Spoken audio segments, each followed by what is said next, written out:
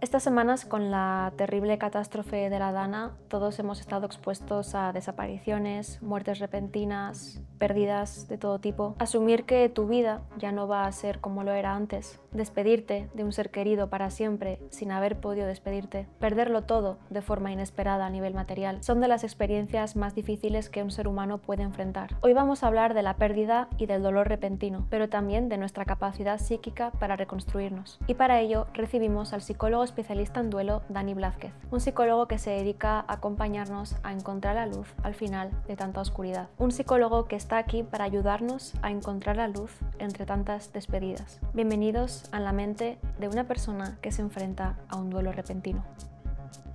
Gracias, Dani, por permitirnos a través de ti entrar en la mente de una persona que se encuentra realizando un duelo. Gracias por venir aquí hoy. A vosotros, muchas gracias. Hace poquito, de hecho, has publicado un libro que ayuda a las personas que están transitando esto que es tan doloroso, tan difícil, que a todos en algún momento de la vida nos va a tocar y que no se nos prepara para ello. Es algo que nos va a tocar a todos o que ya nos ha tocado y a lo mejor no lo sabemos, ¿no? Estábamos hablando hace un rato de que el duelo es la elaboración de cualquier pérdida o de cualquier cambio vital que supone un ajuste de expectativas. Ese sería como el gran resumen para mí. Y lo que está pasando, fíjate, con este libro es que mucha gente me está diciendo que está empezando a ver duelos donde antes no los veía, ¿no? Anda. Y que incluso en sí mismos, ¿no? Identifican pérdidas y duelos que antes no identificaban como tal, ¿no? Por ejemplo. Entonces, pues por ejemplo, la pérdida de un trabajo, ser despedido o cambiar de trabajo, el duelo migratorio, ¿no? Cambiar de ciudad, mudarse, qué sé yo, cualquier tipo de cambio vital importante, suspender una oposición, por ejemplo, cuando se trabaja durante tanto tiempo con una expectativa y de repente hay que regular todo eso y preguntarse, pues, ahora hacia dónde voy, si sigo preparándome o no. Bueno, cualquier cosa que rompe un poco con esa expectativa y que supone un cambio importante o una pérdida importante, ¿no? Este es un buen momento para que entonces nos brindes una buena definición de qué es exactamente un duelo y que no solamente implica la pérdida de un ser querido. Pues a mí me gusta definirlo como es el proceso emocional que me hace sentir todo lo que necesito sentir para ajustarme a lo que he perdido y adaptarme a la nueva realidad, ¿no? Es todo ese camino que tengo que hacer a nivel emocional para entender qué significa lo que he perdido, qué implicaciones tiene y hacer todo este trabajo de regular expectativas, ¿no? Si esperaba tener conmigo a una persona o un trabajo, vivir en una ciudad o cualquier circunstancia vital importante y ahora eso ha cambiado o se ha perdido, necesito adaptarme a eso, necesito regularme y sobre todo necesito entender qué implica que ya no va a ser así, ¿no? ¿Qué implica para mí, ¿no? Entonces es el proceso emocional que me permite adaptarme a todo eso. Entiendo entonces que en el duelo se incluye una renuncia, una aceptación y una adaptación. Desde luego, desde luego. Y todas las emociones que están involucradas en ese tipo de procesos, ¿no? ¿Y qué es lo que te llevó a ti a especializarte en el duelo en concreto?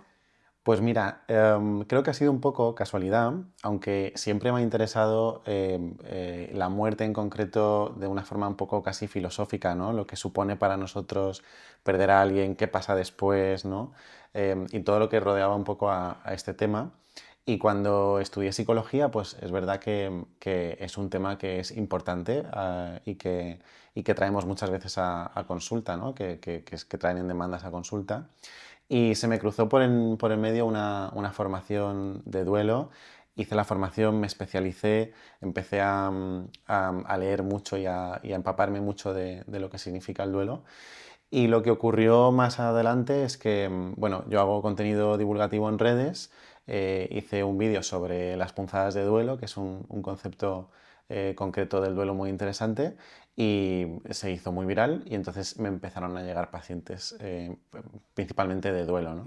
Y al final empecé casi toda mi actividad profesional a dirigirse hacia ese lugar, aunque trato otro tipo de problemas o de malestares, pero siempre desde ese abordaje del duelo. Y bueno, se ha convertido un poco en mi vida, ¿no? En parte de mi vida. Ahora me he quedado con la curiosidad de qué es eso de punzadas del duelo. Pues mira, es un fenómeno que nos pasa a todos y que da mucho miedo a veces cuando lo experimentamos, pero que es muy normal, que es ese recuerdo, ese estímulo que te dispara Ah, la tristeza, la angustia cuando ya ha pasado un tiempo y cuando en teoría ya está superado o ya está transitado el duelo, ¿no? De repente hace un año que perdí a alguien importante para mí y de mm, repente nos encontramos un objeto con una foto, un recuerdo, una canción que evoca a esa persona o a esa pérdida y de repente nos entra un dolor que es como una punzada de dolor que parece que es como, como al principio, ¿no? Que se siente como al principio. Y digo que da mucho miedo porque la gente lo interpreta muchas veces como, como volver un poco a dar pasos atrás, ¿no? A mm. volver al inicio del duelo, pero nada más lejos de la realidad. Es un proceso natural que me permite recordarme que algo he perdido y lo que supone eso que he perdido y me reconecta un poco con lo ausente. Pero en teoría, en circunstancias normales, pues debe transitarse y pasarse de una forma natural y rápida. Me gusta ese concepto de punzada Ujú, y lo identifico, ¿no? Esa sensación de a veces de como que ¡pa! Se mete ahí, ¿no? Como de una manera muy total. incipiente. Mm. Qué interesante. De hecho, fíjate, el duelo muchas veces se define, bueno, se dice que se experimenta por oleadas, porque no es constante esa tristeza o no tiene por qué ser constante, ¿no? De hecho, uno de los criterios diagnósticos que se utilizan para diferenciar el duelo de la depresión es que la depresión suele ser más constante, ¿no? Las emociones ligadas a la depresión y que el duelo puede venir más un poco por oleadas, que de repente pues tenemos una semana buena o un par de días buenos y luego volvemos a ese estado de tristeza profunda, ¿no?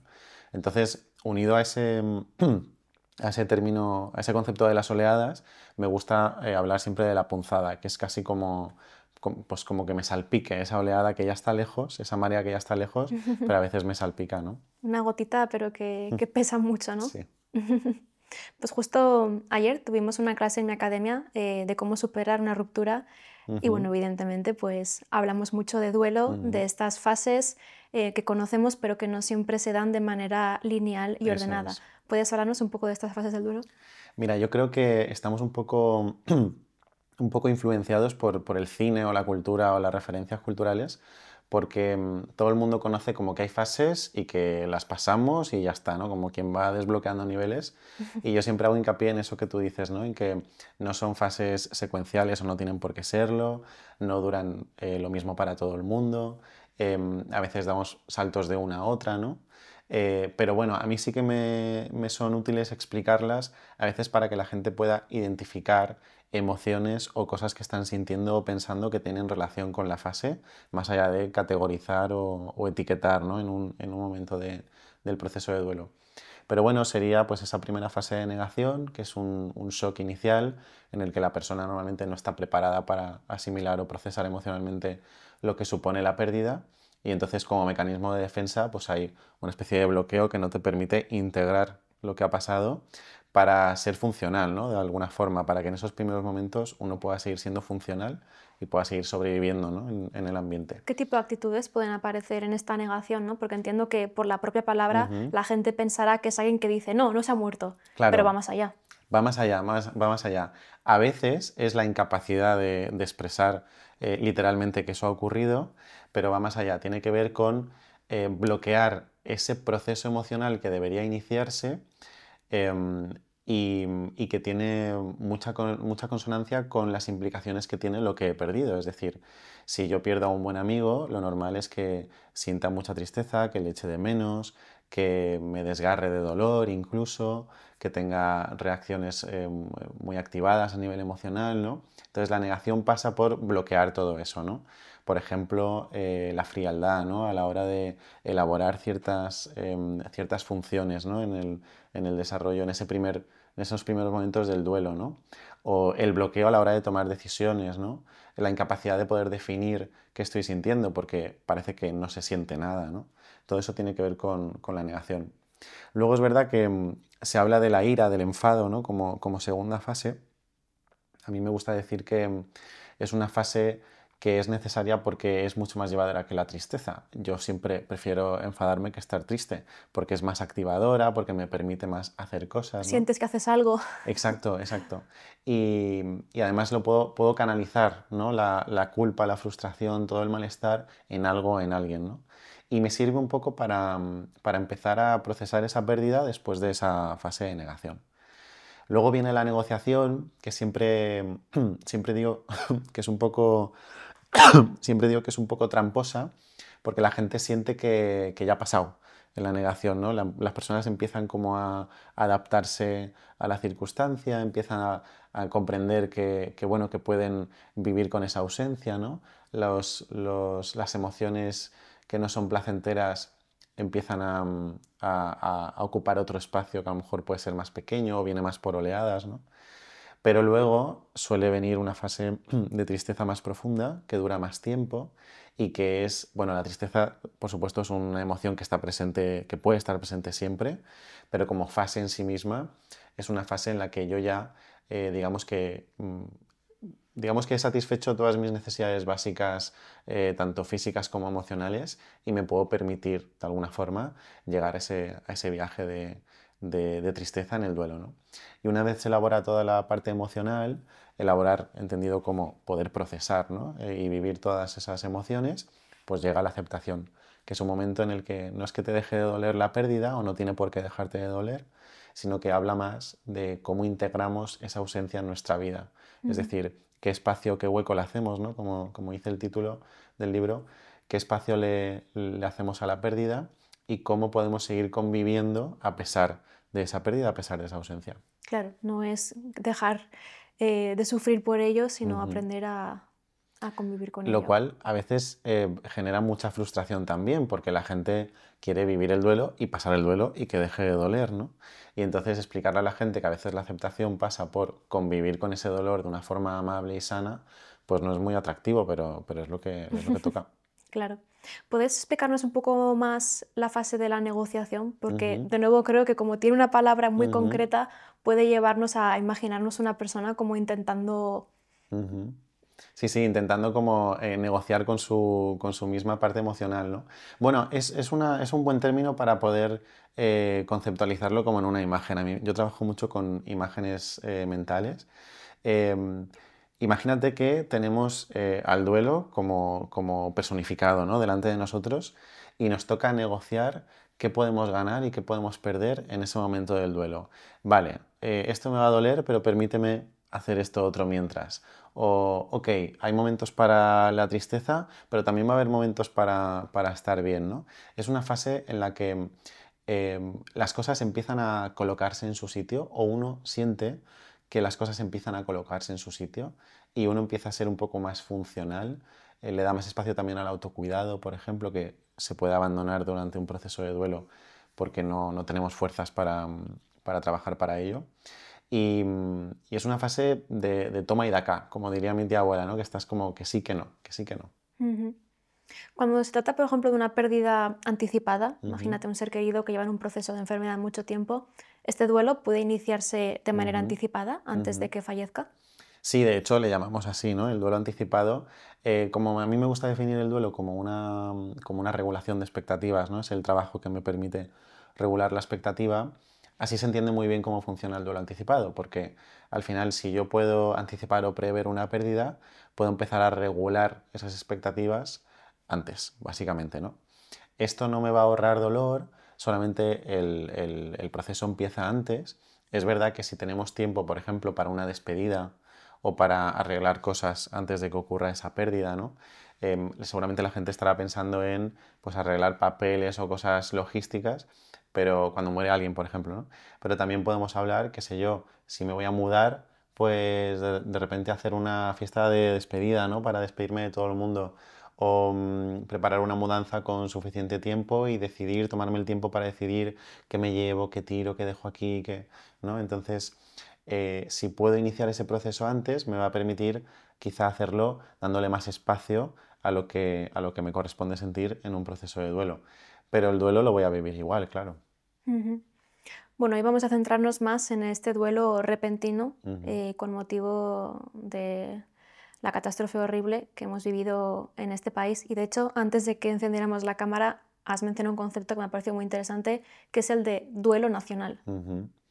Yo creo que lo estamos viviendo, un duelo nacional, porque, bueno, nos ha tocado muy de cerca, ha sido una catástrofe, em, bueno, iba a decir inesperada, es verdad que Ahora se está hablando mucho, ¿no?, de si se podía haber previsto o no, pero desde luego ha sido muy rápida, ¿no?, y muy sorprendente para todos, y no ha dado espacio, no ha dado demasiado espacio para prepararnos para lo que podía suponer. Creo que nadie estaba preparado para vivir algo así, ni desde dentro de la Dana, ni en los pueblos afectados, ni desde fuera, ¿no?, que es un poco a lo que me hacía referencia, ¿no?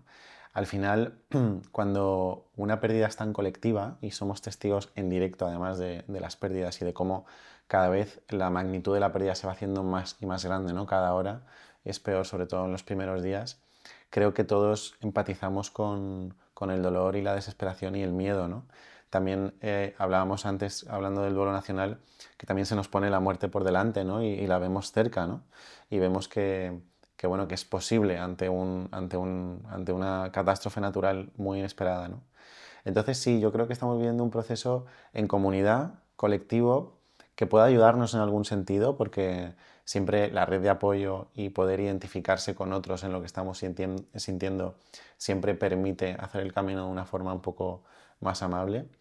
Pero, pero bueno, sí, desde luego, yo creo que es un duelo nacional.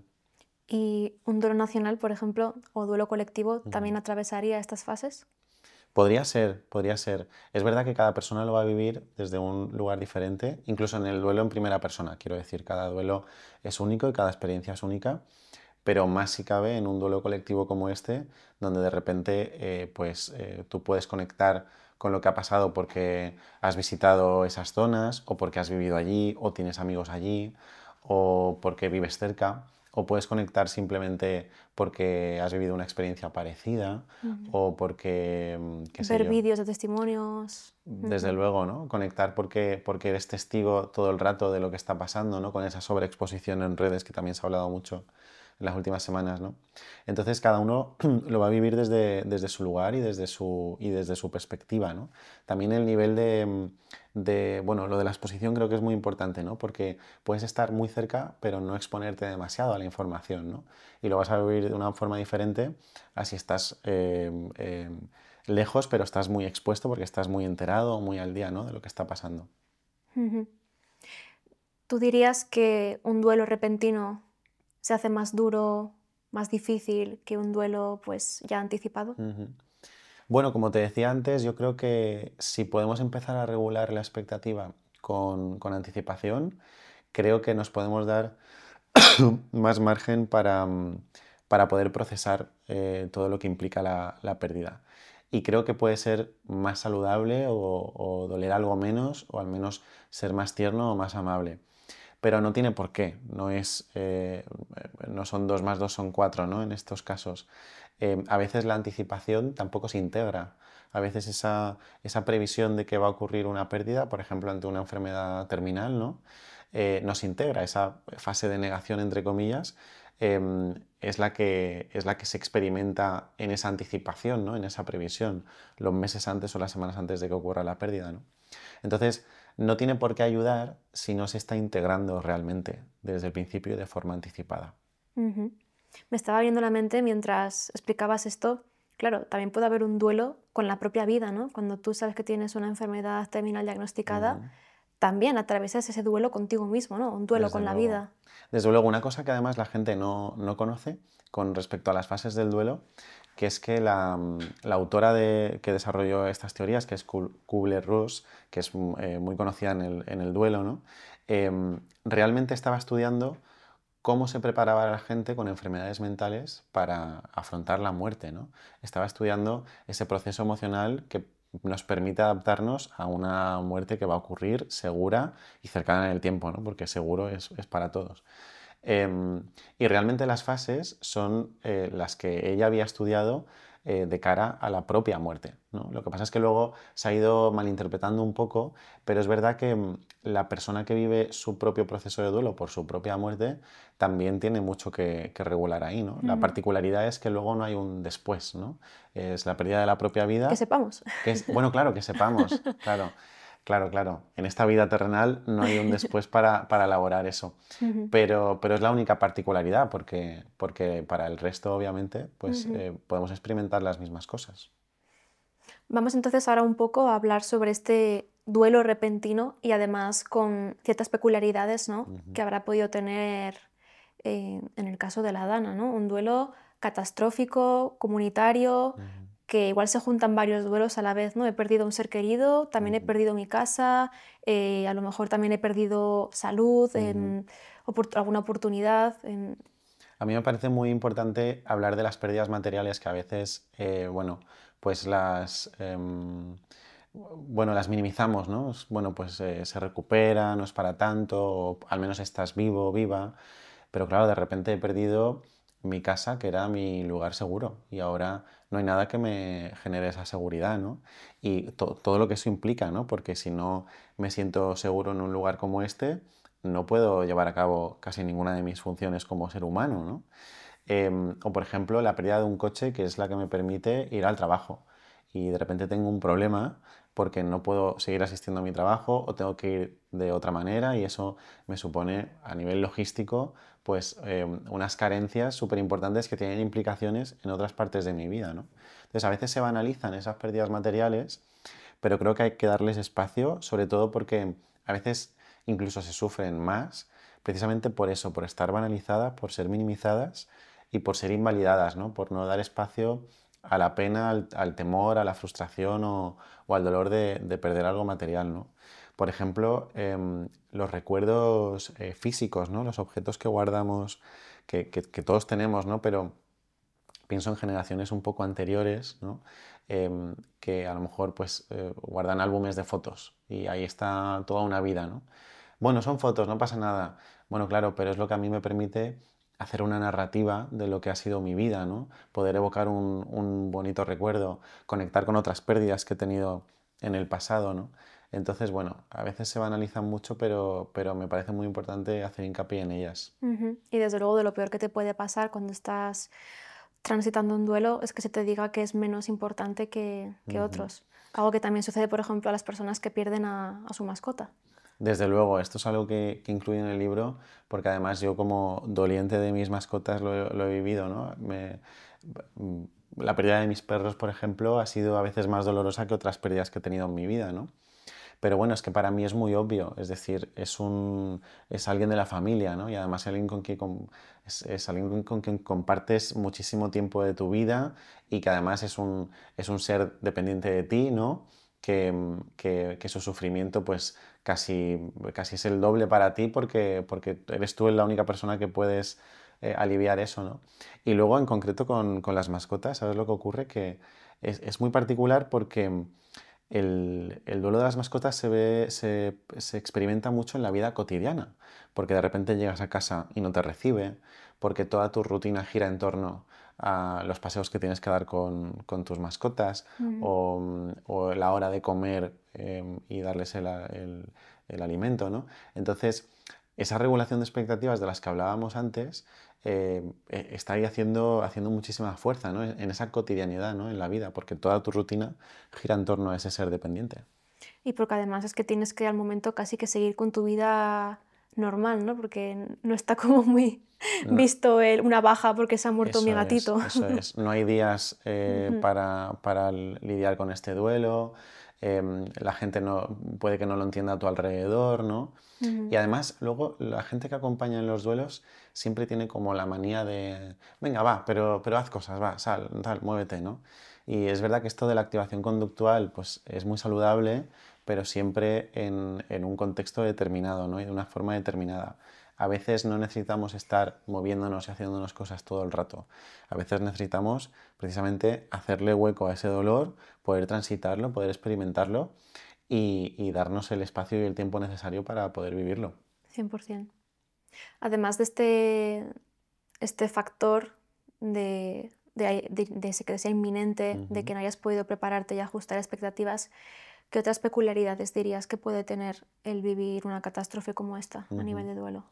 Pues mira, yo creo que como hablábamos al principio antes de iniciar la grabación, hay un primer momento en el que el duelo va a tardar en empezar a ser procesado, ¿no? Entonces, para mí, una de las particularidades más importantes a tener en cuenta es que ahora, en este instante, no necesitamos empezar a trabajar el duelo de una forma precisa. Creo que necesitamos satisfacer las necesidades básicas, materiales y emocionales de las personas. Y una vez puedan sentir que realmente han sobrevivido a la catástrofe, que se sientan seguras para poder continuar con sus vidas, entonces seguramente ellas mismas le den espacio a ese tsunami emocional que puede o no venir, ¿no? Porque este es otro melón, ¿no? Y si no siente dolor y si puede continuar con su vida sin que sienta ese malestar, ¿qué pasa? ¿No lo está procesando? Bueno, otro tema, ¿no? Pero creo que lo más particular de un duelo como este, ¿no? Es esto. Al principio vamos a tener que procesar otras cosas Ujú. antes y vamos a tener que satisfacer otras necesidades antes, ¿no? Claro, igual no voy a poder tener tiempo a conectar con mis emociones y mi dolor hasta que no tenga mi casa ya Ujú. arreglada y pueda estar ahí. Ujú, eso Ujú. es. Sí. Bueno, y además, no lo hemos dicho, ¿no? Pero durante las primeras horas y durante los primeros días había muchos desaparecidos, ¿no? Ahí hay una especie de duelo medio bloqueado, porque de repente cada minuto que pasa hay menos posibilidades de encontrar al desaparecido con vida, por lo tanto esa expectativa también viene un poco por oleadas, ¿no? A veces pienso que hay esperanza, a veces pienso que está perdido, ¿no? La incertidumbre también de saber qué le ha podido pasar, aunque uno sepa que ha fallecido, ¿no? Que lo más seguro es que esté fallecido, pero ¿y cómo le ha pasado? ¿Y ha sufrido? ¿Y pudo alguien ayudarle? ¿Y ahora dónde se supone que está Claro. descansando? ¿No? Eso iba a decirte que otra peculiaridad que me viene a la cabeza es que hay personas que no van a poder despedirse Ujú, del cuerpo de sus seres queridos ujú. o algunas sí que podrán hacerlo, pero en condiciones complicadas, ¿no? Muy complicado además. Esto lo vemos mucho en otros casos de desapariciones históricas, ¿no? Donde a lo mejor el cuerpo nunca ha aparecido, pero por la confesión de la persona que ha acabado con la vida de esa persona Ujú. o por las pruebas que hay o lo que sea, se puede intuir o concluir que esa persona ha fallecido y no tenemos el cuerpo. Las familias suelen demandar mucho la necesidad de tener un lugar en el que poder profesar toda esa pena, todo ese dolor, ¿no? Es una forma de también materializar el duelo, hacerlo físico y de alguna forma a nivel emocional cerrarlo, ¿no?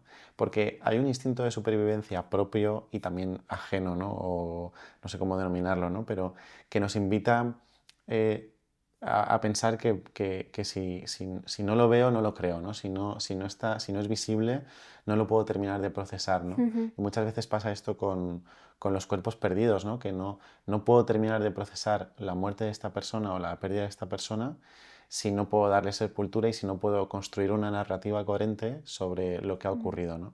Y a esto venía un poco esto que te decía, ¿no? Vale, pero ha fallecido, pero ¿y qué ha pasado? ¿Y dónde está? ¿Y cómo ha sido? Y en este caso, pues se ha ahogado o estaba en la calle o ha sido en casa o dónde está ese cuerpo, ¿no? Si está lejos, si está cerca, si está enterrado, si está... Mm. Me estoy acordando, yo hace bastantes años, cuando todavía vivía con mi madre, teníamos un gatito que se llamaba Peter. Ujú, Y bueno, pues cuando vives en una casa que da acceso a la calle, pues es muy común que los gatos salgan, ujú, vengan. Y bueno, pues Peter solía de vez en cuando irse 2 o 3 días, pero luego volvía. Y hubo una ocasión en la que ya llevaba 4 días desaparecido y yo pensé, esta vez me está resultando distinta, siento que algo ujú, no va bien.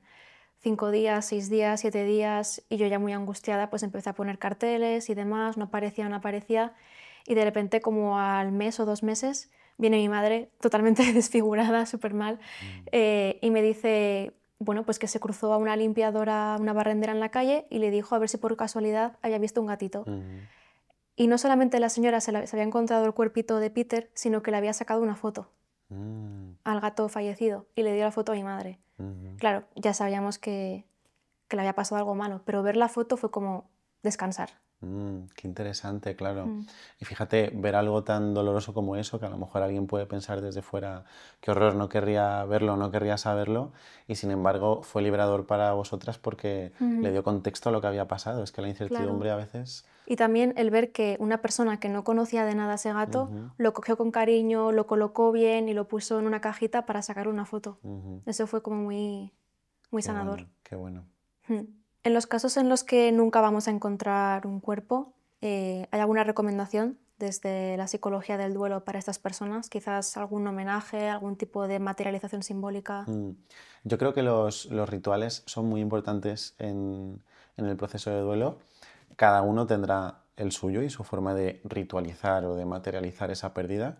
Em, es verdad que a veces los rituales, digamos, socialmente aceptados o los más populares o los que colectivamente pues hacemos todos por inercia, ¿no? Como por ejemplo, bueno, este no sería el caso, ¿no? Pero por ejemplo el- el- el velar el cuerpo en un tanatorio o algo así, ¿no? No tiene por qué ser liberador para ti o no tiene por qué ser sanador para ti. Este es un mensaje que a mí me gusta mucho transmitir a la gente en duelo, y es que cada uno tiene su propia forma de ritualizar y de materializar esa pérdida, y cada uno tiene su forma de sanar en esa pérdida, ¿no? Pero sí que es verdad que todos tenemos una manera, aunque sea introspectiva, aunque sea emocional, aunque sea en soledad, ¿no? Y creo que buscar la manera de poder materializar esa pérdida es importante, sea la que sea.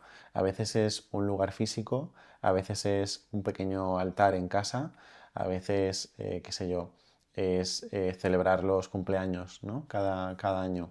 O, pues, por ejemplo, para cuerpos desaparecidos o tragedias que están sin resolver, pues salir a la calle, reivindicar la investigación, que sigan buscando ese cuerpo, ¿no? Todo eso a veces puede ser muy motivador, ¿no? Pero también haciendo caso y escuchándose a uno mismo y lo que va necesitando, ¿no? Hay personas que en estos procesos piensan o sienten que hasta que no se resuelva un caso, hasta que no se encuentre un cuerpo, no se puede encontrar esa liberación, y es verdad que puede ser más complicado, pero muchas veces esa expectativa no te permite encontrar otras vías para sanar el duelo, ¿no? Entonces, poder estar un poco abierto a esa experiencia propia y poder escucharse a uno mismo, lo que uno mismo necesita, y utilizar aquello que me sirva de motor para poder hacer este camino hacia la recuperación. Ujú. Mm, ¿Dónde dirías tú que está la diferencia entre un duelo normal y un duelo patológico? Porque Mm. una característica que creo que tiene el duelo es que tienes que transitar por Ujú, cuestiones que son difíciles y que a veces te pueden hacer pensar que no lo estás haciendo bien o que estás en un proceso patológico que en realidad es algo normal. ujú. Entonces la gente a veces dice: "Jo, ¿cómo sé si lo estoy haciendo bien, si lo estoy haciendo mal?". Em, para mí esto es todo un capítulo porque yo lo veo en consulta, ¿no? Hay mucha gente que viene preocupada. Es que no he superado esto y ha pasado ya X tiempo, el que sea, ¿no? Y yo siempre les digo lo mismo, yo no trabajo con tiempos, yo trabajo con lo que sientes hoy, y para mí eso es suficientemente importante para buscar maneras de aliviarlo o de que sea más manejable. Creo que esta particularidad que tú mencionas es importantísima, ¿no? La necesidad de transitar el duelo. No es quizá como otros malestares, que por supuesto sí que hay que darle espacio y poder comprender qué sentido tienen para mí, por qué lo siento, qué significa, ¿no? O qué necesidades hay debajo de ese malestar. Pero en concreto, el malestar asociado al duelo, como te he dicho al principio, es todo lo que tengo que sentir para poderme recuperar. A veces se observa el duelo como un obstáculo en el camino hacia la recuperación, y en realidad es el camino en sí mismo, ¿no? Ujú, Entonces, para diferenciarlo de uno patológico de uno que no lo es, para mí hay pocos criterios para hacer esa diferenciación porque no la suelo hacer. Pero es verdad que clínicamente hablando, pues se ha establecido un criterio temporal que es alrededor de 2 años. Lo que supera 2 años parece patológico, con lo cual no estoy nada de acuerdo, yo pero tampoco, bueno, la verdad. nada, fíjate, 2 años, la pérdida de Y más que cualquier. metes en un saco tantos casos distintos, con diferentes circunstancias que pueden venir, bueno, Desde luego. Bueno, ahí está un poco el truco también, ¿no? De este sistema que a veces patologiza demasiado. Es como, bueno, pues todo lo que de aquí para acá, todo ya, está mal y por lo tanto son potenciales clientes, en realidad, ¿no? ya. Creo Entonces, que somos una generación de psicólogos un poco que nos cuestionamos esos criterios sí, diagnósticos, ¿no? sí, sí, yo también lo creo. Sí. Afortunadamente, yo creo que estamos haciendo un buen trabajo en ese sentido. Pero existe ese criterio como establecido. Para mí hay otro más importante, y es que las personas sientan que ese malestar les incapacita todo el tiempo. Antes te hablaba de este concepto de las oleadas, y creo que es una característica diferenciadora, ¿no?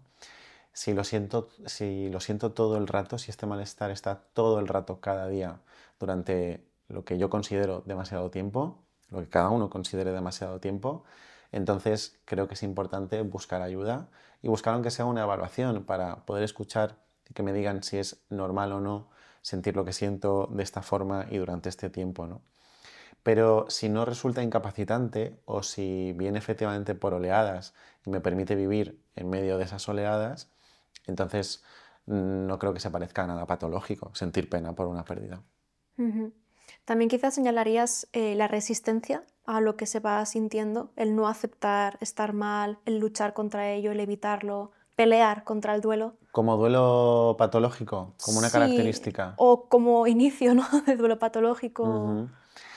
Bueno, pues no lo sé, la verdad. Tendría que verlo en un contexto, ¿no? Ujú, Con una persona enfrente. Pero, claro, es verdad que esto podría ser también un inicio de duelo normal, ¿no? Ese primer momento de bloqueo o de no quiero sentir, ¿no? O también hay personas cuyas estrategias de afrontamiento, mejores o peores, son las de bloquear todo malestar posible, ¿no? Entonces, habría que estudiar cada caso, ¿no? Es verdad que no darle espacio al duelo puede prolongarlo, eso sí. Igual sí que podríamos hablar de duelo prolongado, que creo que es el término que se utiliza ahora en el nuevo DSM y tal, como para que no deja de ser el duelo entendido como patológico, pero se habla de duelo prolongado porque dura más tiempo del que debería, entre comillas, ¿no? Pero quizá yo hablaría de que son características que pueden prolongar el duelo, pero a lo ujú. mejor no hacerlo patológico, ¿no? Vale. ¿Hay algunos factores que dirías que, digamos que justo tras la pérdida o mientras está dándose, pueden facilitar o pueden complicar ese duelo? Ujú. Bueno, principalmente la invalidación de ese duelo, que no se legitime ese duelo ni propio ni de forma ajena, ¿no? Es decir, que los demás no me den espacio para sufrir ese duelo y que yo tampoco me lo dé a mí mismo. Por ejemplo, esa negación, esa lucha contra el duelo. Creo que lo puede dificultar. Quizá no tener tampoco el tiempo o el espacio temporal para poder transitarlo, ¿no? adecuadamente. Vivimos en un sistema muy acelerado que además, bueno, no sé cuántos días te dan por fallecimiento o de alguien cercano, pero es muy poco y ya ni te digo por otro tipo de duelos que ni siquiera se contempla como tú decías, ¿no? Esa posibilidad de descansar, de parar, ¿no? Entonces, no tener la posibilidad de parar creo que también nos perjudica de forma colectiva. Esto nos pasa a cualquiera, ¿no? Am, y luego la poca, ¿cómo decirlo? La poca permisión que tenemos hacia las emociones desagradables. Creo que a ver, lo esperable por todo el mundo es que cuando conecto con algo desagradable, huya de eso, ¿no? Es lo que mi naturaleza me indica, ¿no? Pero si fuésemos capaces de ver lo liberador que es poder conectar con esa emoción desagradable, poder vivirla y entender qué hay debajo de ella, ¿no? ¿Qué necesidad insatisfecha puede haber debajo de ella? A veces es, por ejemplo, rodearme de gente importante, a veces es llorar, a veces es activarme, ¿no? O lo contrario. Creo que no permitirnos ese viaje también puede dificultar el proceso. Y luego la red de apoyo. La red de apoyo es un factor protector importantísimo, el poder tener un lugar donde poder vivir mi duelo rodeado de personas que me acompañen adecuadamente, porque no todo el mundo nos sabe acompañar en esos momentos. Ujú. Hace poco entrevistamos aquí a una chica que había perdido a su bebé unas semanas antes Ujú. de nacer. Hablamos sobre duelo perinatal y diferentes peculiaridades que tiene ese tipo de duelo. Muy invisibilizado también. Sí, totalmente. Y con las típicas frases de, bueno, al menos mejor ahora, antes de que Ujú, naciera y lo conocieras, bueno, y demás. Y contaba que su hermana le regaló unas sesiones de terapia con una psicóloga. ujú. Y claro, ella a los pocos días volvió a trabajar, era funcional, hacía todo. Y la psicóloga le decía, bueno, yo te veo muy bien, así que no creo que te haga falta terapia, estás bien. Y era como, vamos a ver, ahora tendría que estar mal, o sea, lo bueno sería que estuviera mal, sería lo Claro, sano. claro, eso es. Sí, sí, Y en sí. concreto con un duelo tan invisibilizado, tan poco legitimizado por el resto, ¿no? Ujú. Em, y, y bueno, que al final, fíjate, si el duelo es la regulación de la expectativa, imagínate en un embarazo, donde la expectativa Es lo es todo, altísima, sí, claro. sí, sí, O sí. sea, toda mi vida gira en torno a lo que espero Ujú. que va a venir, ¿no?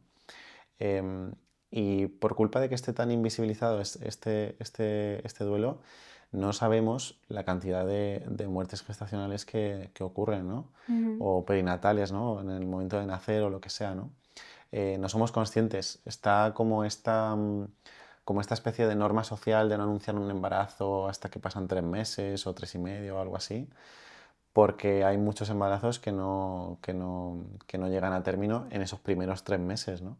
Si pudiésemos hablar más de esto, le daríamos más espacio al dolor que supone perder a un hijo, porque es la pérdida de un hijo, em, para quien lo entienda así, claro, en ese momento, y creo que se viviría de una forma muy diferente. Ujú. ¿Hay otros factores que puedan perjudicar o complicar ese duelo? Quizás, no lo sé, frases de estas que se suelen Mm, decir para intentar minimizar el dolor y la incomodidad general. Mira, tú lo has dicho, la incomodidad general, ¿no? Creo que a veces cuando acompañamos a alguien con un malestar, sea el que sea, puede ser el duelo o sea cual sea, hay como dos opciones. O minimizarlo para hacer sentir al otro que no es tan importante y por lo tanto no tiene que sufrir tanto, o activarle mucho para que se olvide, ¿no? Y no pensar en lo que está pasando. Y yo siempre digo que esas dos maneras de acompañar responden a la incomodidad propia del que acompaña, ¿no? No puedo sostener o no quiero sostener este malestar y entonces, venga, que pase rápido, ¿no? Em, Creo que nos perjudica mucho rodearnos de personas que no nos dan ese espacio. Hay frases que parecen que son muy positivas como todo el mundo pasa por esto se supera, nadie se ha muerto por una ruptura amorosa, por ejemplo, ¿no? Nadie se muere de amor. Y todo esto que se hace con toda la buena intención del mundo, pero que es súper invalidante, ¿no? Qué fácil es poder acompañar preguntando qué necesitas. O poder acompañar diciendo entiendo por lo que estás pasando. O no puedo sentir lo mismo que tú, pero me imagino que debe ser horrible, ¿no? O lo que sea, ¿no? Algo parecido a eso, ¿no? O toma este tupper que te he hecho. Bueno, es que esta es otro melón, ¿no? El poder acompañar de forma material en cosas que a lo mejor las personas con malestares no se pueden ocupar ahora, ¿no? Como por Ujú. ejemplo eso, la comida o la casa o gestiones o burocracia, ¿no? Qué importante la gente que se ocupa. Totalmente. Antes hablábamos de la dificultad de transitar ese duelo y de hacer un cierre cuando no hay cuerpo, Ujú, pero cuando no hay un relato que explique esa pérdida, ¿no? No sé, de repente alguien ha tenido un accidente y no ujú, sabes por qué ha tenido un accidente, qué ha pasado ahí, ¿no? ¿Qué falló? ujú, O alguien te ha arrebatado a esa persona, le ha ujú, quitado la vida, em, o bueno, el ejemplo que tú has puesto, ¿no? Un familiar que ha desaparecido y luego ha salido el cuerpo, pero ¿dónde estaba? ¿Qué le ocurrió? ¿Qué sucedió? ¿Qué pensó? ¿No? ujú. ¿Qué hacemos cuando nos falta ese relato? Hay que construirlo, pero hay que construirlo sabiendo que a veces no todas las preguntas tendrán respuesta. Y soltar eso es muy difícil, es dificilísimo, pero es clave, es clave. Todas las preguntas son legítimas, pero uno tiene que saber que hay cosas que no tienen respuesta, ¿no? Ujú. Mira, cuando hablamos de situaciones tan trágicas como esa, a veces es difícil visualizarlo, pero hay algo que todo el mundo, o casi todo el mundo, podría entender. En una ruptura amorosa, por ejemplo, cuando hay dos personas que se separan y emprenden caminos por su cuenta, es muy común que de repente dejes de reconocer a la otra persona, ¿no? En lo que hace, en lo que dice, en cómo se comporta, y no entiendas las decisiones que toma, ¿no? Y fíjate, y que no me ha contestado este mensaje y no sé cuánto, o lo que sea, ¿no? Y siempre que acompaño a personas en duelo sentimental, siempre les animo a poder soltar esas preguntas, ¿no? A que comprendan que hay muchas cosas que no van a poder entender nunca, porque o no tienen la explicación o la tienen, pero no les corresponde entenderlas, porque tiene que ver con el contexto de la otra persona y no con el propio, ¿no? Ahí parece un poco más fácil entender eso, ¿no? Que hay cosas en una ruptura del otro que no puedes llegar a comprender, ¿no? Y que necesitas soltar. Bueno, pues en situaciones tan trágicas como las que describes, funciona un poco igual, ¿no? Es la necesidad de soltar en preguntas sin respuesta y poder construir una narrativa con la información que tenga, incluyendo incluso esas circunstancias que parecen inexplicables, ¿no?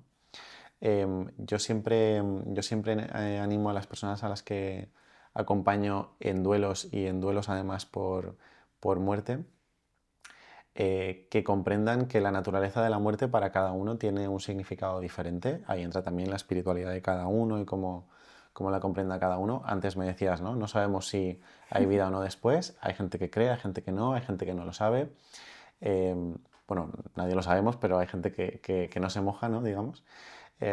Entonces, siempre me gusta hablar del cariz que toma a nivel filosófico ese concepto de la muerte en las personas, ¿no? Y poder, fíjate, ahí obviamente todos necesitamos soltar muchas preguntas sin respuesta en lo que rodea a la muerte mismamente, ¿no? En nuestra propia vida, ¿no? Entonces, hacer un paralelismo entre eso y el duelo propio y poder también integrarlo desde ahí, ¿no? Desde la duda, desde la Ujú. incertidumbre. Claro, también ante estas preguntas filosóficas, espirituales, Ujú, existenciales, sin respuesta, a veces uno dice, mira, me voy a dar este relato o esta explicación que aunque no sepa si es cierta, al menos ujú, a mí me calma. ujú, Esto también lo recomendarías hacer en el duelo, el decir, mira, no sé qué le pasó a esta persona, pero mm. yo me voy a quedar con esta versión que me deja tranquila, que me deja en paz.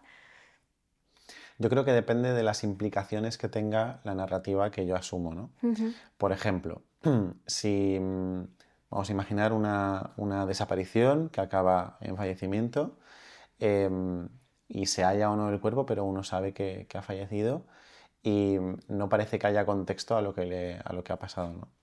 Si la persona elige una narrativa que lo que implica es canalizar la incertidumbre, el malestar, el enfado, la furia, el dolor a través de la violencia contra otros, por ejemplo, ¿no? El señalamiento o la culpa injustificada, ¿no? O la culpa propia, que de eso no hemos hablado, pero también hay mucho ahí, ¿no? Mucho de culpa propia. Si la narrativa pasa por hacernos responsables y tomar una posición de culpa frente a lo que ha pasado, a lo mejor no es del todo saludable, ¿no? Pero si no tiene mayores implicaciones más que esa paz, esa armonía, esa sanación y esa tranquilidad, entonces puede ser positivo, ¿no? Has mencionado algo que creo que es muy clave y sobre todo en este contexto, que es el tema de la culpa, Ujú, ¿no? Si no le hubiera dicho que fuera a hacer este recado, si me hubiera mm, ido con él de vacaciones, si le hubiera dicho esto ujú. antes, eso es easy, easy, ¿no? Y sí es que a lo mejor pueden tener más o menos sentido, incluso culpas sin sentido, ¿no?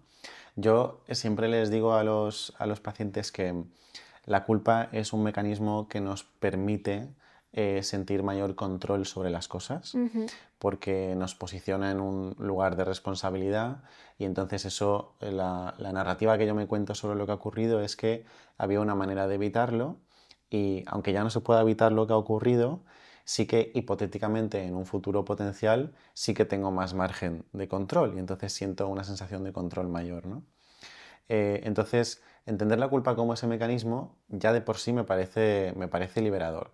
Saber que es la forma que tenemos de seguir sobreviviendo, ¿no? En este ambiente hostil. Creo que es un pilar importantísimo a trabajar en los duelos, porque incluso aunque podamos tener ciertas responsabilidades o hayamos promovido algunas cosas que hayan desembocado en otras dolorosas, es importante acompañar a la persona en esa narrativa para que pueda hacer una narrativa lo más realista posible y que pueda entender que a lo mejor lo que dijo o lo que no dijo, lo que hizo o lo que dejó de hacer, no ha sido tan significativo para el desenlace, ¿no? Que somos un eslabón enano en una cadena gigante y que por supuesto todo lo que hacemos y no hacemos, decimos y no decimos, puede tener implicaciones, pero digamos que el camino rápido, el camino corto es si A entonces B y se acabó, ¿no? Y la realidad es mucho más compleja. Trabajar desde ahí creo que puede ser útil para calmar esa culpa. ujú. Te voy a hacer una pregunta un poco peculiar, Ujú, si no quieres mojarte no contestes, ¿vale? pero ¿has visto, por ejemplo, entre tus pacientes que vienen por temas de duelo, que además de ti acudan, por ejemplo, a mediums, a videntes y ese tipo de cuestiones para conectarse con Mm. sus seres queridos? En mi caso no lo he visto, Ujú, sí que he visto que pueden acudir a otro tipo de pseudoterapias y tal, pero en mi caso no lo he visto. Em, s- bueno, miento, recuerdo una chica que no había ido, pero sí me preguntó que qué me parecía, si me parecía recomendable o no, ¿no? Ujú. Bueno, nunca me atrevería a decirle que fuese o que no, nunca me atrevería a recomendarle algo concreto, pero lo que sí trabajé con ella fue qué necesitaba o qué le aportaría, ¿no? Claro, ¿qué es lo que estás buscando aquí, ¿no? ¿Qué Exacto, esperas y qué consecuencias tendría, ¿no? Tanto exacto. una situación como otra. Y esto me conecta con lo que hablábamos hace un momento, con el tema de las narrativas, porque si lo que necesitas, si lo que hay de fondo es esa necesidad de construir una narrativa coherente sobre lo que ha pasado o, o resolver un conflicto que quedó en el aire, ¿no? Antes de que la persona falleciera o algo así, entonces son cosas que se pueden trabajar desde la terapia sin necesidad de acudir a este tipo de servicios, ¿no? Ujú. ¿Y tú ves entre los pacientes que vienen por duelo un acercamiento a la espiritualidad, a la religión, o más bien un enfado y un ¿por Mm. qué pasa esto? ¿No? No es justo. Mira, lo he visto, esto segundo lo he visto, esto te va a gustar porque es un duelo particular que hay mucha gente que no, nunca diría, ¿no? El duelo por la pérdida de la salud, cuando te diagnostican una enfermedad que puede ser para siempre, crónica, o que no, pero que tiene muchas implicaciones en tu vida, ¿no? Ahí también hay mucho que recomponer y mucho que regular y también se pierden muchas cosas, a veces facultades, a veces tienes limitaciones físicas, ¿no? Y tuve una paciente con una enfermedad muy complicada. Abordamos el acompañamiento desde el duelo por la pérdida de la salud, ¿no? Y bueno, lo planteamos como, tú ibas a ser una Claudia y ahora vas a ser otra Claudia diferente, ¿no? Hay que despedirse y soltar a la Claudia que esperabas ser Es para darle la bienvenida a la un duelo de una Claudia. identidad también, ¿no? Exacto, es un Ujú, duelo identitario también, ¿no? ujú. Pues la Claudia nueva con las limitaciones que tiene nuevas y con las carencias o no que tenga nuevas, ¿no? Y en su caso, ella era muy religiosa y estaba muy enfadada porque no entendía por qué le había tenido que pasar a ella. Y claro, esto es todo un capítulo en sesión porque yo en mi caso no soy religioso, aunque siempre lo traigo a sesión cuando hay espiritualidad en los pacientes porque es importante tenerlo en cuenta y guiarnos a través de, bueno, saber qué implicaciones tiene para la persona esa espiritualidad y cómo le puede ayudar también, ¿no? Ahí encontramos mucha calma ahí también, ¿no? Y mucho acompañamiento. Pero lo trabajamos desde esa falta de explicación que tienen este tipo de circunstancias, ¿no? Ese espacio de incertidumbre que tengo que manejar y que tengo que aprender a soltar. Recuerdo que ella era católica y entonces em, ella había crecido con este dogma de que Dios tiene un plan para cada uno de nosotros y entonces yo transito el plan de Dios, ¿no? Y más allá de que esto sea o no posible, se ajuste o no a la realidad, o a ti te enfade o lo contrario, a mí me gusta preguntar, ok, ¿qué se puede hacer con esto? Si se supone que este es el plan que había para ti y tú lo concibes desde ese lugar, ¿qué hacemos con esto? ¿Cómo lo resignificamos, ¿no? O, o cómo puedo tener, bueno, cómo puedo desarrollar una vida lo más parecida a lo que a mí me gustaría, a pesar de estas carencias, ¿no? Cómo se puede sobrevivir a pesar de este plan, ¿no? Entonces, bueno, lo trabajamos desde ahí, Ujú. fue muy interesante, la verdad. Qué bien. ¿Dirías que ser religioso o espiritual es un factor protector frente al duelo?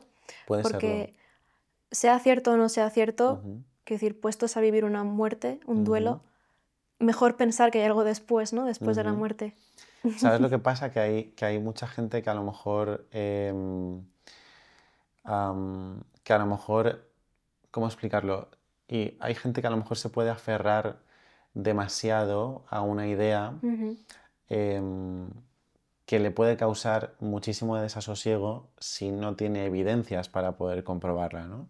Es decir, yo creo que la fe, desde fuera, ¿no? Lo digo, pero creo que la fe te llama o no te llama, ¿no? O se siente o no se siente. Y bueno, por supuesto se podrá trabajar, investigar o acompañarse de quien sea para poder desarrollar esa parte de ti, por supuesto. Pero sí creo que, sí creo que no tiene que ser forzado, ¿sabes? ujú. No me gustaría que alguien pudiese pensar, ok, si así es más fácil, entonces me voy a forzar Voy a creer en para... Dios. Claro, claro, una cosa así, ¿no? Pero creo que a quien le venga dado, ¿no? Y a quien haya sembrado esa Ujú, fe a lo largo de su vida, ujú, si la ayuda es maravilloso. Y además, te digo más, em, creo que si nos despojamos de las etiquetas que le ponemos a la religión y cómo llamemos a ese Dios, y hablamos solo de lo que a nivel filosófico supone para nosotros entender la vida desde ese lugar y con ese espacio para la espiritualidad, creo que ahí nos podemos igualar muchísimos, religiosos y no religiosos, y entre los religiosos de diferentes religiones, ¿no? ujú. Creo que hay cosas que nos pueden igualar a muchos y nos pueden unir a muchos. ¿Has visto la película de la vida de Pi? Sí, pero hace muchísimo tiempo, ya ni me acuerdo. El, el chico este que naufragó un barco, que iba con su familia, con animales de un Sí, sí, zoo. sí, sí. Sí, bueno, es una película muy interesante porque básicamente te explica a través de una historia muy interesante, muy bonita y muy chula por qué esa persona decide creer en Dios. Pues sí, Sí, fíjate, ya no la recuerdo, es de es hace tiempo, preciosa, es de ¿no? mis favoritas. Pues Ujú. la revisitaré, la Es muy revisitaré. chula, sí. Antes, cuando me has enseñado un poco el libro, que por cierto enseño a la cámara porque antes cuando lo he mencionado no... Aquí tenemos, hazle un hueco al dolor. Luego dejaremos tus redes para que lo puedan encontrar. Muchas gracias. He visto en la contraportada una pregunta Ujú, retórica que me ha llamado la sí. atención, que es la de ¿por qué es más dolorosa una ruptura de pareja que la pérdida de un ser querido? Y te Ujú. quiero preguntar por esa Porque frase. puede serlo, claro, puede serlo. Pues mira, hemos hablado mucho de las expectativas, pero hay algo que no hemos mencionado que es la relación que tiene el duelo con el vínculo, ¿no? La naturaleza del vínculo lo es casi todo en el duelo y lo explica casi todo en el duelo, ¿no? Cuando el vínculo es distante, cuando es frío, cuando no tiene implicaciones demasiado profundas en la vida de uno, la pérdida de ese vínculo entonces no duele tanto o no parece que se extienda durante tanto tiempo o no tiene tanta profundidad, ¿no? Pero cuando el vínculo ocupa un espacio importantísimo en tu vida, entonces las implicaciones son mucho mayores y mucho más importantes.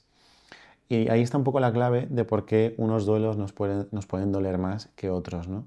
Antes hablábamos del duelo de las mascotas y yo te decía, es un miembro de la familia, toda la cotidianidad rodea, ¿no? A la rutina, rodea a la presencia de esa mascota. Ahí el vínculo es súper profundo y súper presente, está súper presente, ¿no? Y sin embargo, el vínculo con tu tía, la de no sé dónde, pues a lo mejor no lo es tanto y su fallecimiento no tiene tantas implicaciones para ti y no te duele tanto, ¿no? Entonces, por eso fíjate, es tan importante y volvemos un poco al inicio, ¿no? El legitimar el malestar por las pérdidas, porque como son tan variopintas y como dependen tanto de cómo cada uno haya vinculado con esas pérdidas antes, creo que hay espacio para dolores muy diversos, obviamente. Ujú. A mí esto me recuerda, antes hemos mencionado brevemente ese duelo de identidad, ¿no? Ujú, Identitario, creo que lo has llamado.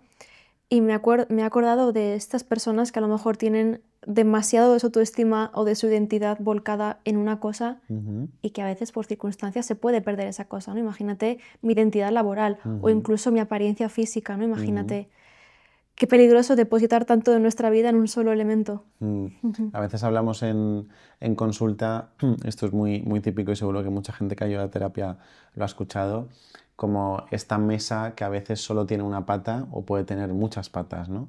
Si cuando nuestra vida, o sea, cuando nuestra mesa tiene solo una pata o unas pocas patas, si le quitamos una, se nos viene abajo, ¿no? Pero si tenemos muchas patas en la mesa y podemos sembrar en muchas áreas de nuestra vida, aunque perdamos una o alguna se deteriore, tenemos otros soportes en el que poder seguir sosteniendo, ¿no?